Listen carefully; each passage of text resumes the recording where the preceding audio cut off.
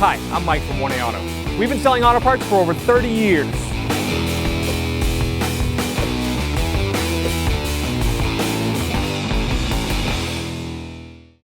To start replacing the wipers, we're going to put the vehicle in service mode. So we're going to start by turning the key into the on position, and then turn it to the off position, and then push down on the wiper switch. On these wipers, you're going to pull them up so it makes it easier to replace them. There's 3 tabs. There's 1 tab right here you have to push, 2 tabs on the bottom. As you push the tab, you pull it up.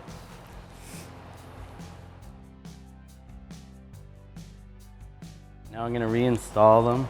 You're going to want to slide the windshield wiper into the tab until it locks, and make sure it locks all the way down, and then reposition. The passenger wiper is the same procedure as the driver's wiper. Okay, and to take it out of service mode after we're done replacing the wipers, we're going to put the key back in the ignition, turn it on, and then push down on the wiper switch.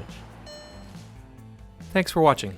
Visit us at 1AAuto.com for quality auto parts, fast and free shipping, and the best customer service in the industry.